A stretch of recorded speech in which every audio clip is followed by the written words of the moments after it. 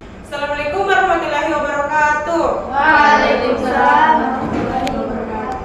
Perkenalkan, nama saya Nur Hikmah Rahman yang akan bertugas sebagai moderator dalam presentasi hari ini dengan judul materi penelitian tindakan kelas dengan model Hopkins. Adapun anggota kelompok saya yaitu Perkenalkan, nama saya Nurhan Sarsat sebagai pemateri kedua. Perkenalkan, nama saya Serina Arsyad sebagai pemateri ketiga. Perkenalkan, nama saya Mutiara sebagai pemateri pertama. Baik teman-teman, langsung saja kita mulai pada sesi pertama yaitu pembukaan. Sebelum itu marilah kita mengucapkan basmalah bersama-sama. Bismillahirrahmanirrahim. Baik, selanjutnya penyampaian materi. Saya persilahkan kepada pemateri pertama. Baik, terima kasih atas kesempatannya moderator. Pada kesempatan kali ini kita akan membahas tentang penelitian tindakan kelas, di mana penelitian tindakan kelas atau PTK merupakan salah satu bentuk penelitian yang dilakukan oleh guru untuk memperbaiki praktik-praktik yang telah dilakukan agar mendapatkan pemahaman yang lebih komprehensif. Nah, penelitian tindakan kelas atau PTK juga dapat diartikan sebagai salah satu bentuk penelitian yang dilakukan dalam kegiatan pembelajaran kelas yang memiliki ciri khusus, yaitu memecahkan suatu permasalahan pembelajaran yang ada di kelas dengan melakukan berbagai tindakan yang terstruktur serta menganalisis pengaruh yang ditimbulkan dari perlakuan yang dilakukan. Sehingga dari sini dapat diketahui bahwasanya penelitian tindakan kelas atau PTK merupakan salah satu jenis penelitian yang digunakan di dalam kelas untuk memecahkan permasalahan pembelajaran dengan tujuan agar dapat meningkatkan kualitas pembelajaran. Baik, selanjutnya yaitu materi tentang pengertian penelitian tindakan kelas menurut Hopkins. Menurut Hopkins, Riwayat Maja tahun 2005 membukakan pengertian penelitian tindakan kelas adalah penelitian yang mengkombinasikan prosedur penelitian dengan tindakan substansif. Suatu tindakan yang dilakukan dalam disiplin inquiry atau sesuatu usaha seseorang untuk memahami apa yang terjadi sambil terlibat dalam sebuah proses perbaikan dan perubahan. Baik, saya kembalikan ke moderator. Baik, untuk pemateri kedua saya persilahkan. Berikut adalah desain model Hopkins.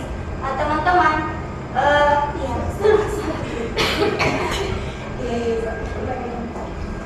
teman-teman, pada gambar ini kita dapat lihat desain model Hopkins dalam penelitian tindakan kelas. Model ini menggambarkan bagaimana guru melakukan penelitian untuk memperbaiki pembelajaran melalui tahapan siklus yang terus berulang.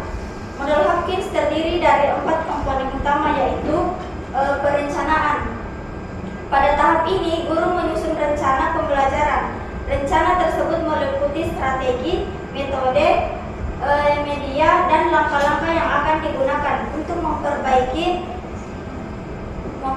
masalah pembelajaran yang ditemukan di kelas. Kemudian yang kedua itu tindakan atau observasi. Rencana yang sudah disusun kemudian dilaksanakan di kelas. Saat tindakan dilakukan, guru juga melakukan observasi, baik secara langsung maupun dibantu oleh pengamat. Observasi ini bertujuan untuk mengumpulkan data mengenai proses maupun hasil belajar siswa. Kemudian yang ketiga itu refleksi. Setelah tindakan dan observasi selesai, guru melakukan refleksi, yaitu menganalisis dan mengevaluasi data yang diperoleh. Di tahap ini, guru melihat apakah tindakan yang dilakukan sudah efektif, apa saja kekurangan yang masih ada, serta apa yang perlu diperbaiki.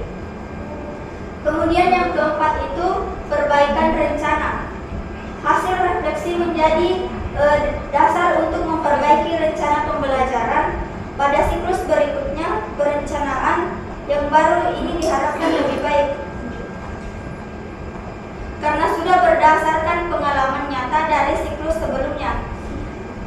Nah, gambar ini memperlihatkan bahwa model Hopkins bersifat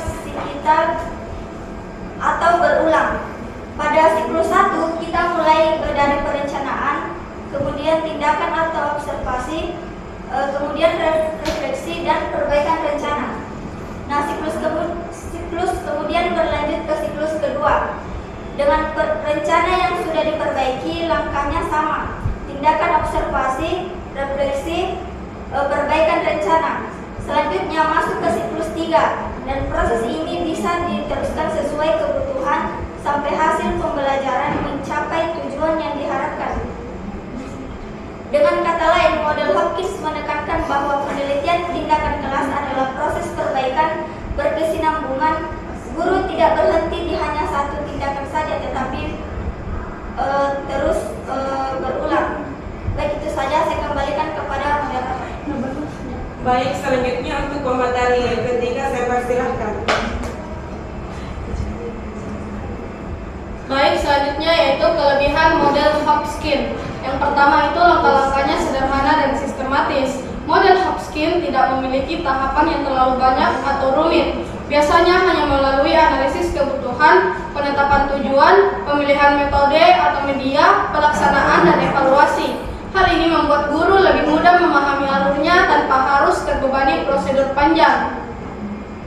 Yang kedua, fleksibilitas tinggi. Nah, model ini tidak kaku, sehingga guru bisa menyesuaikan rancangan pembelajaran dengan situasi kelas, kemampuan siswa, sarana prasarana yang tersedia, serta waktu yang ada. Misalnya, jika fasilitas terbatas, guru bisa memilih metode atau media yang sederhana. Yang ketiga, berpusat pada kebutuhan siswa. Hopkins menekankan pentingnya analisis kebutuhan, sehingga perencanaan pembelajaran benar-benar berangkat dari kondisi peserta didik. Dengan begitu, materi, metode, dan strategi yang dipilih lebih relevan dengan kebutuhan nyata siswa, termasuk perbedaan kemampuan dan latar belakang mereka. Yang keempat, integratif dan penyeluruh. Tujuan materi, strategi, media, dan evaluasi disusun secara terpadu. Guru tidak hanya fokus pada pencapaian materi, tetapi juga pada bagaimana tujuan yang bisa tercapai, bagaimana proses belajar berjalan, serta bagaimana hasil dievaluasi. Nah, yang kelima, mendorong inovasi dan refleksi guru. Karena model ini menekankan evaluasi dan perbaikan berkelanjutan, guru terdorong untuk selalu merefleksikan keberhasilan maupun kendala pembelajaran. Dari sini, guru dapat melakukan inovasi atau perbaikan untuk pertemuan selanjutnya. Yang keenam, cocok untuk berbagai jenjang pendidikan. Model Hopkins bisa digunakan mulai dari pendidikan dasar hingga pendidikan tinggi karena sifatnya yang umum dan mudah diadaptasi. Adapun kekurangan model Hopkins, yang pertama, kurang detail dalam langkah-langkah. Hopkins hanya menawarkan kerangka umum yang sederhana. Hal ini membuat guru yang masih pemula terkadang bingung karena tidak ada panduan teknis yang rinci untuk setiap tahapan. Yang kedua, terlalu umum.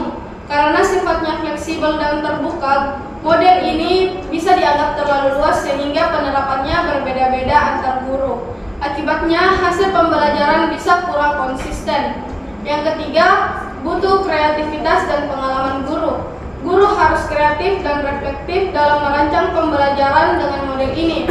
Jika gurunya pasif atau kurang pengalaman, maka model Hopkins bisa jadi tidak efektif karena tidak ada arahan detail.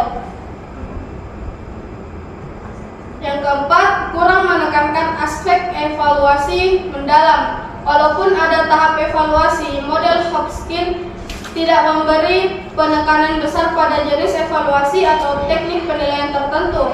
Hal ini membuat guru hanya melakukan evaluasi secara umum tanpa menilai aspek kognitif, afektif, dan psikomotor secara seimbang. Yang kelima, berpotensi menimbulkan kesenjangan hasil. Karena sangat bergantung pada kreativitas dan kondisi masing-masing guru serta sekolah, penerapan model ini bisa menghasilkan kualitas pembelajaran yang berbeda-beda, tidak selalu merata. Baik, saya kembalikan ke moderator. Baik, terima kasih. Sebelum saya menutup presentasi hari ini, izinkan saya untuk membacakan kesimpulannya.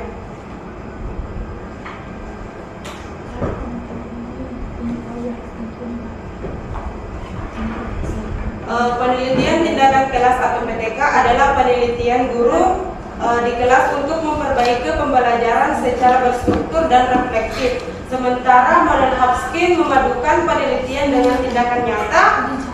Model ini unggul karena sederhana, fleksibel, dan berpusat pada siswa dan mendorong inovasi. Namun lemah karena terlalu umum, kurang detail, dan butuh kreativitas guru, serta hasilnya bisa berbeda.